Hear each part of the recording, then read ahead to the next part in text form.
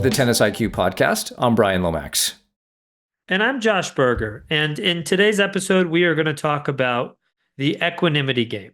And the idea for this concept, and we'll explain what we mean by that and what we're talking about exactly. But the idea for this concept came from a chapter in Arete, which is a book that Brian and I have talked about, mentioned. It's a great book, has all different small chapters on different topics, that relate to that I would say have actually a lot of overlap to different things that we discuss. I mean, it's not related to tennis at all, but it's has a lot to do with different character traits, different different aspects of, I would just say, the mental side of performance in general. I would say, but for this episode, we're going to be talking about this concept of that he refers to, that Brian Johnson, the author of the book, refers to as the equanimity game. And I think the inspiration for this actually comes from a quote. From Marcus Aurelius, which I can read quickly, which he references, which is, "When force of circumstance upsets your equanimity, lose no time in recovering your self-control, and do not remain out of tune longer than you can help. Habitual recurrence to the harmony will increase your mastery of it." So we can talk more about that quote exactly, but the idea is that forces out of your control will, he said, yeah, will upset your equanimity, will get you out of that feeling of equanimity. And yeah, and I think this is a really, I think this topic relates to a lot of about what we talk about, because as tennis players, forces outside of your control will inevitably get to you, whether that's an opponent's line calls, whether that's the wind, whether that's you not playing your best on a certain day, whether that's the draw or who you're playing or whatever it is. So the idea is, and the idea of the equanimity game, which we could talk a little bit more about as well, is, can we try to get back to that point of equanimity? Equanimity being sort of the goal here. So, Josh, maybe define equanimity for us. Sure, sure. And I think there's actually a definition in here, at least in the video there was. Let me actually find it. Yeah, it actually comes from the Latin. There's two parts to equanimity, and it really boils down to a balanced mind. That's our goal. Yep. Is to have that balanced mind. And I think and that's, yes, we're not always balanced in tennis. You named a few things that can throw us off, as well as our own judgments of those things that can be more problematic. So please continue. Yeah, yeah. So and I think that definition of a balanced mind is really key, because I think that when we start to think about the equanimity game, which is essentially the us being aware of when we've lost our equanimity, when we're out of that balance, and then essentially trying to get it back as quickly as we can, and almost trying to make it a game. But I think that, yeah, just trying to understand that is the main goal, right? To stay in that equanimity for as long as possible, and then when we've gotten out of it, to recognize it, catch ourselves, be aware, and then try to get back into that state as quickly as possible. So I know I went about it sort of describing the topic in a little bit of a roundabout way, but I think the definition is really important here, and then just the idea of sort of making it a game for yourself, trying to make it fun in that way. And yeah, wanted to see what some of your thoughts on this topic were, Brian. First of all, I love equanimity. Love the term. It's not only a principle in Stoic philosophy, but you'll also see it in Buddhist philosophy as well. And I think the key part, there are a couple really key parts of the Marcus Aurelius quote, and I think you may have highlighted this one, but when he says, "When force of circumstance upsets your equanimity, it's not if, it's when. These things will happen." And so if we understand that equanimity means that we have a balanced mind, or why do we want that? And I think if we look at the performance of the greatest players in tennis, I think you would have to say for the majority of their performances, especially in big matches, in big wins, that they appear to be conducting themselves in a state of equanimity with a balanced mind. Some players, that was really their kind of the way they operated. A Bjorn Borg, Chris Evert, Pete Sampras, Steffi Graf, even a Monica Seles. When you watch them play, there's very little emotional, or emotions outward that we see. There may be emotions, but they're probably within a small range that enables their journey through the match to not feel so up and down with, our typical judgments of things as good or bad. I think Yep. the best players are able to maintain a balanced perspective on the role of points in games in order to win a match. So, but we know things will happen. That's what tennis is all about. Even go back to our episode on Roger Federer's commencement speech at Dartmouth, talking about even though he won 80% of his matches throughout his career, he only won 54% of the points. So that's just a little bit more than half, which means he's losing almost half the points he plays. This is normal. So when we can understand that that's normal, can we then be a little bit more balanced in our emotions and our thoughts as we approach this? So I think, when we walk on the court, Josh, a commitment to equanimity at first is a really positive step before even getting to the game part of when it happens, right? So, what do you think of that? What do you think of like kind of understanding this as a prerequisite in a way of having a good day in the court? I would agree. And I think for most people, maybe for everybody, they, people tend to perform their best when they're in that sort of a state. And we can call that sort of a state different things. We can call it equanimity. We can call it sort of that relaxed focus Yeah. Or the sort of zone state, or flow the even. zone flow. Yeah, absolutely. I think there's a lot of overlap with all of these.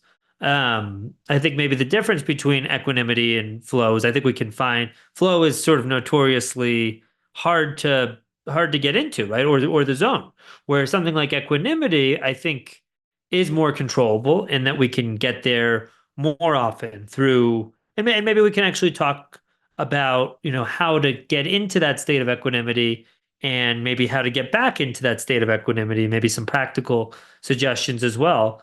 But yeah, I think for most people, they recognize that they tend to be at their best that way, and it makes sense, right? You can think more clearly, you are more focused, you're relaxed, you're calm, you're in control. Is I think really, a big part of it. I think when anger takes over, when, as Marcus Aurelius said, when these factors out of your control, disrupt that equanimity, you're out of control. And you might be out of control for 30 seconds. You might be out of control for 10 minutes. You might be out of control for the rest of the match. Right. When we hear situations where and when we see this at all levels where something happens, somebody disagrees about a line call, somebody misses an easy shot at 40 love, and that game slips away, or whatever. Something happens, and then things just start to fall apart.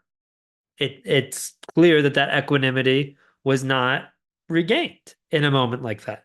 So yeah, so I think it's an important concept because yeah, I think if that's the goal of being able to play in that sort of state, we want to really try to understand what are things like when we're actually in that state, what happens to disrupt it, what are some of the main factors that tend to disrupt that state. And I'm glad you included judgment because I think that is one of the most common. And then lastly, what can we do to get it back? Yeah, and so I think it's a good examination for all of us to reflect on what are some of the things that have thrown us off in the past and come up with ways of dealing with that. And first of all, I think it's always our perceptions of what is occurring that need to be dealt with first, and not make excuses. To be honest, that if I want to have a balanced mind, it often requires me being better at something. It's not somebody else needs to fix themselves, or will avoid playing this type of person in the future, or whatever, right? It's very often that there's something about you that can be better such that you can handle that situation in a more productive way. So I think that's, first of all, a good step for all of us to maybe take inventory of that, because then by doing that, you are now you will be more ready for such things to occur in a match, and you will have a planned response, maybe with the game that we'll talk about, such that you can handle it. Like, oh, I was expecting this, Yep. or somebody's making bad calls. Okay, that is not highly unusual. I mean, it's not great to deal with, but then again, if you have planned out how you want to approach that, then you can just go to your plan instead of getting too emotional about it in the moment. You mentioned some of the issues with emotions, Josh, whether they be anger, or you're upset with an opponent, or maybe you're too nervous. Tends to corrupt our ability to make good decisions, but it also corrupts our body chemistry to a point where we might not even control our muscles as well. We may not even have the same sort of balance that we would normally have. And every time I think about this topic, Josh, it brings me back to John Wooden, the famous basketball coach from UCLA. And for those who don't know who John Wooden is, Hall of Fame coach, won 10 national championships at UCLA. So a lot of winning. And he's known for really not talking about winning, really talking much more about the details and the process. And he had some firm beliefs on emotions, and you can take these for however you will. But one of the things that he believed was that emotionalism destroys consistency. Emotionalism actually can make you weaker. And I think you can see that in tennis. We talk about players showing some positive emotions, but it's got to be contained within a zone where you're not super high and then result of a bad point gets you super low. I think there are some players who handle this really well. I think like a Yannick Sinner does this really well with his, just has like a nice little fist pump, maybe a stare at his box, and that's it. And then he's able to kind of quickly go to the next point. I think Kevin Anderson a few years ago was doing something very similar, and that really helped his game and helped him get through lower moments by bringing more positivity into what he's doing. But it's not like super crazy celebrations, because it's hard to be really high and not get really low, because it just shows you how much you're judging things. So I think it's, everybody has to have a balance here, like balance. It's kind of the word of the day with equanimity, balance mind. But then there's also got to be a balance in terms of the kinds of emotions that you want to feel between points, such that we can continue, because the match continues. You have to continue. You have to keep your energy moving forward. And I think that's part of the reason that we want to have a balanced mind, is so that we can be thinking well between points. We can have a good plan. We can be thinking well during a point. Think about even our conversation with Ryan Harrison, where the distinction between decision errors and execution errors. If you are maybe getting too emotional about things, anger, nerves, whatever, very likely you'll make more decision errors there. Maybe you'll go too big too early, or maybe you'll start pushing, whatever. So I think this is, the emotionalism piece. It's important to understand how it can affect your game in a negative fashion if you're not careful with that. And so again, the balance of emotions, maybe more positivity, but not too high. But then the goal is to keep that balanced mind between points, so we can have a good plan and we can make better decisions while we're playing tennis. I think that's all. I think that's all spot on. And then I think that piece of, I think that the other piece that's really important is, that awareness, right? That awareness of when we've lost it.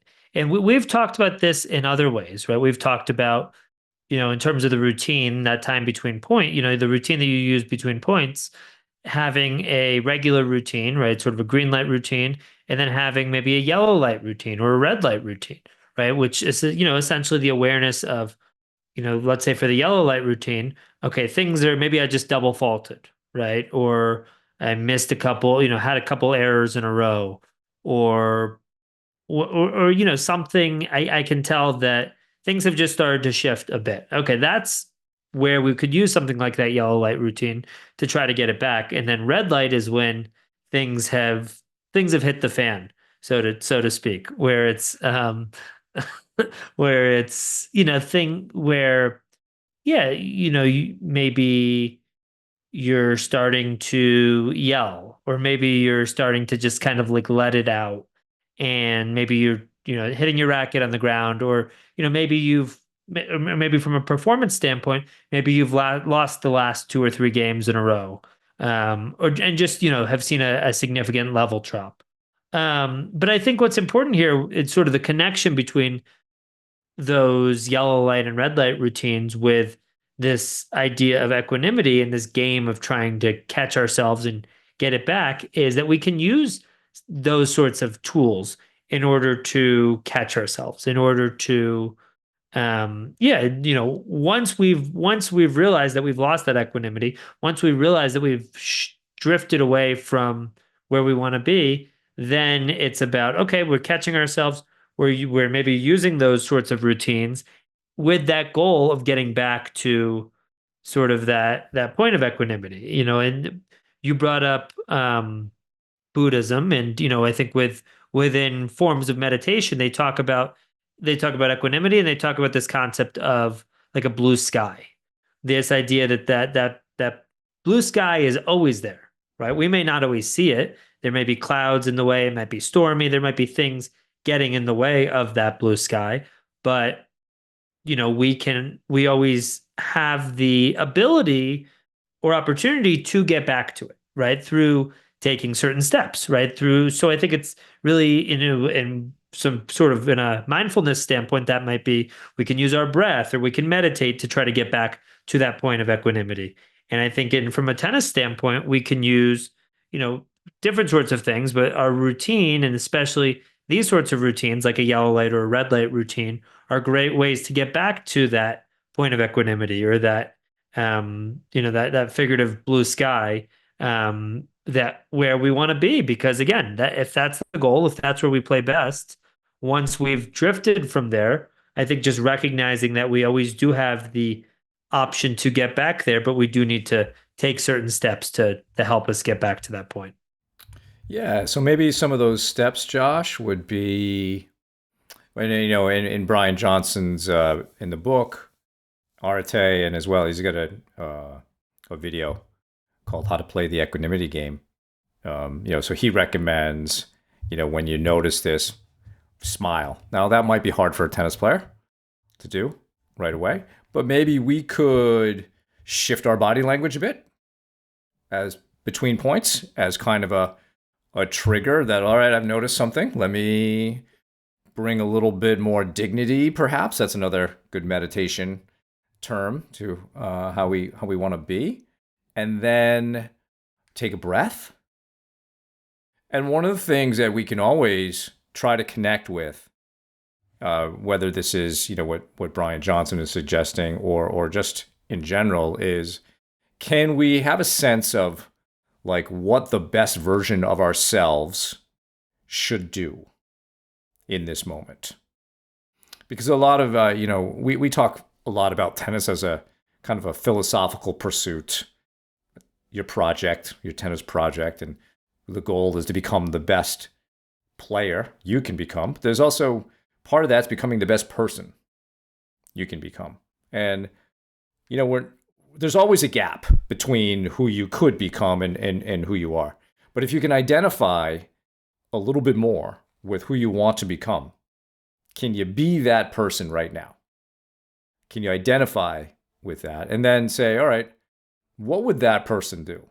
What would the best version of Brian or Josh do in this moment if he wants to maintain or reestablish equanimity, a balanced mind?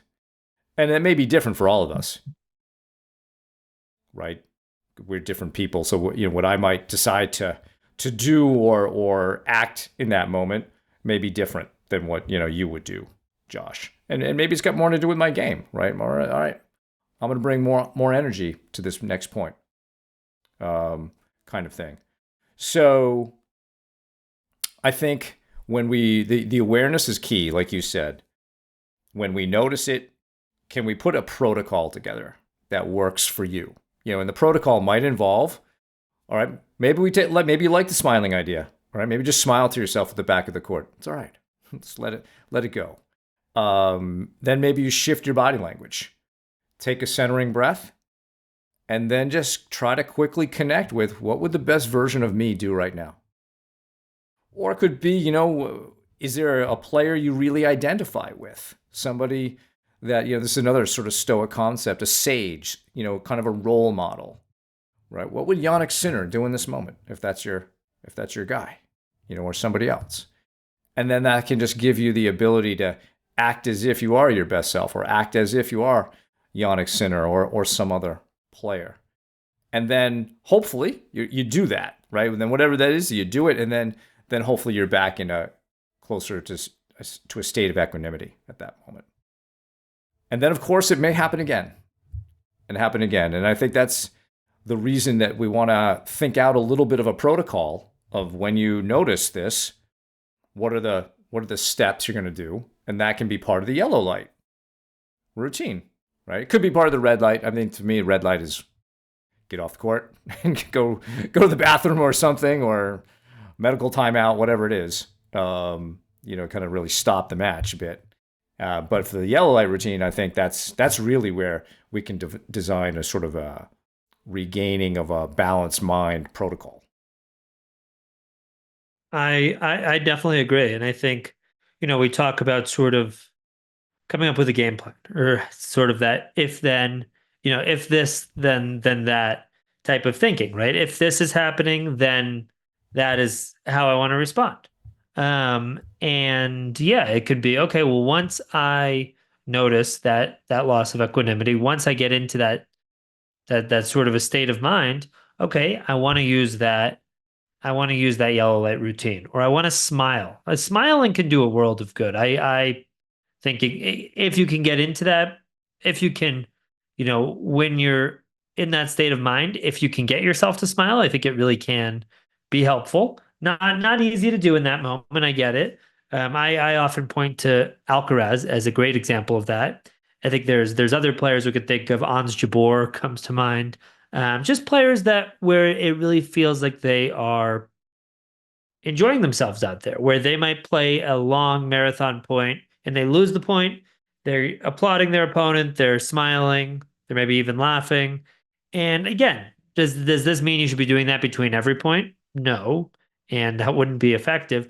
But being able to use something like that as a tool on occasion, I think, can be really helpful. I think there's also ways to, if we're realizing that we're out of our equanimity for a particular reason, then we can, and this happens, through experience. That I think that awareness piece happens through experience. But if we realize that maybe we've lost that equanimity because we're tight, let's just say, okay, then maybe there's certain tools that we want to use. Maybe we want to try to use some progressive muscle relaxation, or try to shake out our arms, or something like that. Or maybe we want to start focusing on our breathing more, or whatever it may be. But I think that important step is that awareness to recognize not just that we've fallen out of the equanimity, but why. What is causing that at this moment? And then, and then it's a little bit more clear to understand what needs to come next. I love that idea from Brian in the book about, thinking about, what somebody else would do in that situation, or what our ideal self would do. And I think, yeah, we could definitely think of top, ATP and WTA players, and maybe how they would handle that moment, or how they've handled tough moments in the past. And yeah, so I think, I think we've often talked about the mental side of the game as sort of trying to build different tools, different skills, different tools, sort of building that toolkit so that when you're in all different types of situations, you have a plan. You have different things that you can go back to in those moments. And I think that this absolute, the same exact thing is true here, where when you're in a tough situation, when something has shaken you from that equanimity, let's bring that awareness into recognizing it's happened, recognizing why it's happened or what's causing it, and then choosing the tool from that sort of buffet of mental tools, or that, that picking that tool from our toolkit and deciding, how and when to apply it. So the last part of the quote from Marcus Aurelius, I think, is also very interesting, and we should touch on, Josh, right? Habitual recurrence to the harmony will increase your mastery of it. So what does that mean? It means that the more you're able to play this game, the better you will get at it. So you mentioned earlier, maybe your equanimity is thrown off for 30 seconds, maybe 10 minutes. The goal is, can we shrink that time every time? Can we go from 10 minutes to maybe 7? To eventually where we get it down to a place where we notice it and then we're really quick. We get it back within maybe 5 seconds or less. But it will take time, right? It's just like anything in tennis. It's a skill. It takes practice. It's not easy to necessarily master right away. But that's what Marcus Aurelius is saying. Habitual recurrence to the harmony will increase your mastery of it. The more you do it, the better you will get at this.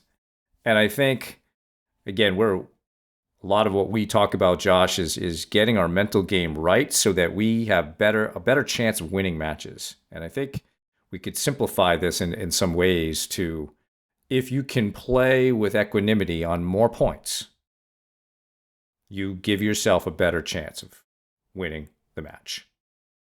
And what else can we really ask for?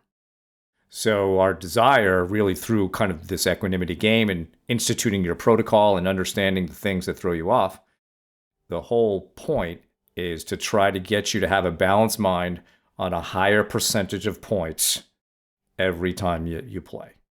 So maybe you're at 80. All right, can we get to 81 or 82% of the points? I had a balanced mind.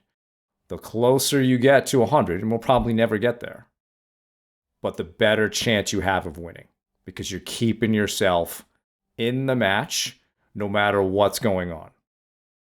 I think this is what John Wooden is referring to about emotionalism destroying consistency and weakening us. Emotionalism is getting us focused away from our process and focused on things that are not fully within our control. And therefore, we might be wasting effort emotionally, mentally, on things we can't actually fully control or change. But a balanced mind keeps us on what we can control and keeps us on a more steady process of simply trying to do our best point by point. Very Rafael Nadal-like, right? That's one of his hallmarks, is always playing his best every single point and then repeat. Another Buddhist concept, begin again, right? Let it go, begin again, and begin again, and begin again. If we can all get to a place where we're doing that with a balanced mind, a higher percentage of points every match we go, I think tennis becomes more enjoyable, Josh.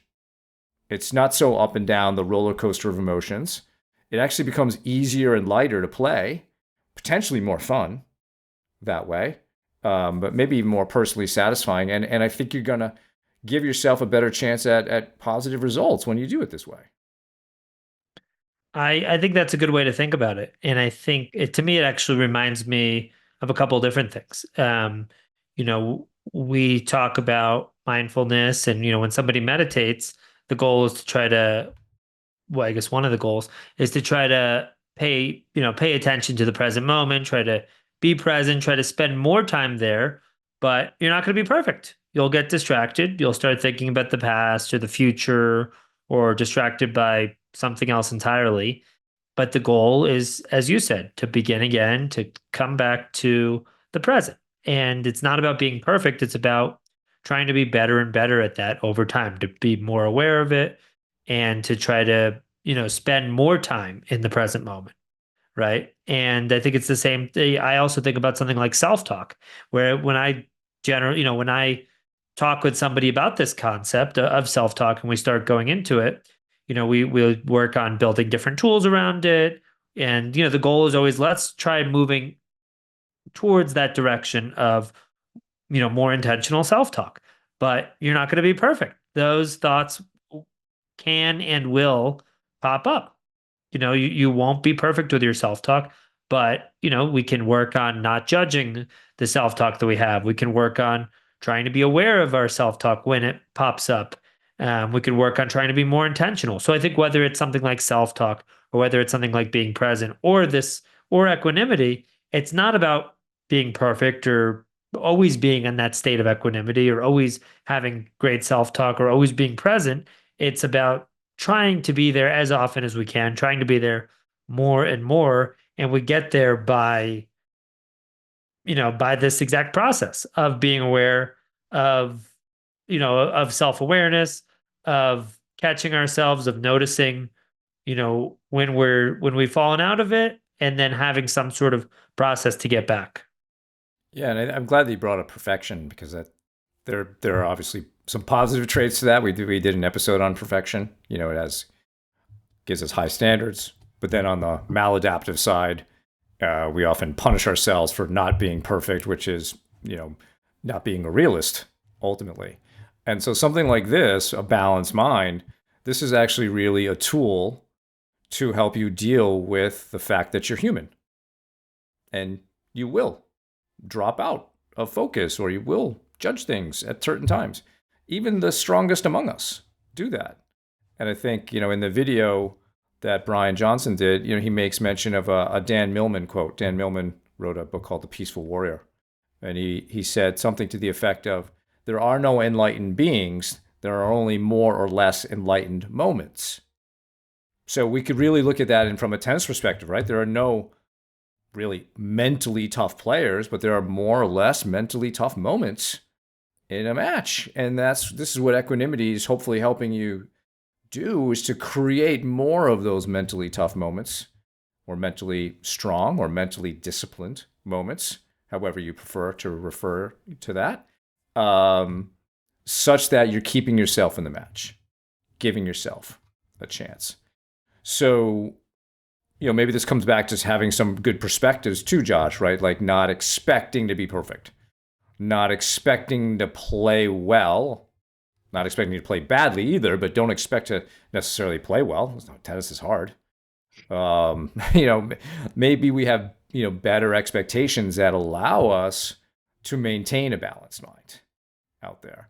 So that could be another aspect of maintaining equanimity in a match, is understanding, what are my expectations today? Are they realistic, or am I setting myself up for some sort of emotional disturbances during this match? Because we would prefer that not happen. And a lot of it starts with how we may walk onto the court and what we're expecting to happen versus how we want to conduct ourselves. And yeah, I think there's different quotes around expectations as well, right? Expectations, I think have a tendency to get in our way, right? Whether it's we're expecting that we're going to go out there and play great, right? Or I'm expecting that this match is going to be easy. I'm expecting that because my opponent is one UTR point above me, that they're going to beat me. Whatever it is, I think those sorts of expectations can get in our way. So I think instead of that, trying to shift our focus towards what we can do, right? And I think we've talked about, I think a quote from Michaela Schifrin about focusing on standards rather than expectations, and Iga Swiatek actually has referenced that quote and seems to like that. I know the two of them are friends actually, but yeah, I think if we can be realistic about our expectations, or just be realistic in general, and understand that all sorts of things are going to happen out there. You're going to have great days and not such great days. You're going to have moments within a match where your game goes up and down. Everything that can happen out there will happen at some point. So I think if you're ready for all of that, I think it does a couple of things. I think it equips you for when things for when these things happen. And then I also think that that comes with a certain sense of confidence where it's like, I think that leads to a sense of confidence that, hey, no matter what happens out there, I can problem solve. I can figure it out. I can handle it. It's not this hoping for the best in terms of, I hope that my opponent plays really aggressively because I love playing aggressive players. It's no, I know that I have the tools to handle, the game of whoever I'm playing against. It's not oh, I'm playing on this surface that's really slow. It's no, okay, this is a challenge for me, but I know that I have the tools to handle playing on all different types of surfaces. So I think when we can embrace that mindset of not focusing so much on our expectations, focusing more on our standards, on our game, on our process, those sorts of things, and be realistic about what will happen to us, as we're playing the sport, then we can, that can all lead to a certain sense of confidence in our abilities to handle anything that can and will happen out there. Yeah, so I think it's a good foundation, Josh, to help players bring more equanimity to the court. I think if people want to go more into this topic, there's certainly a lot you can look up online, but would encourage people to check out Brian Johnson's book Arate, and then also he has a YouTube video called How to Play the Equanimity Game, just a short 8-minute video. That's pretty cool the way he did it. Just him writing in a notebook and explaining the concept, and so we can put those in the show notes, some links to that stuff. But I think it's a really good topic, and that's our show for today. Thank you all for listening. For more on today's episode, please check out the show notes. If you have any feedback or questions for the two of us, please email us at tennisiqpodcast@gmail.com. Also, if you're enjoying the content that Josh and I discuss on the show, please rate and review the podcast so other tennis enthusiasts can find it more easily. Additionally, to be notified of new episodes, please subscribe to the show on your podcast platform of choice, including YouTube. And you can also check us out on Instagram. If you'd like to support the podcast, please visit our Patreon page at patreon.com/tennisiqpodcast/membership, where you can learn about the benefits of being part of the Tennis IQ podcast community. Thanks again, and we'll talk to you soon in our next episode.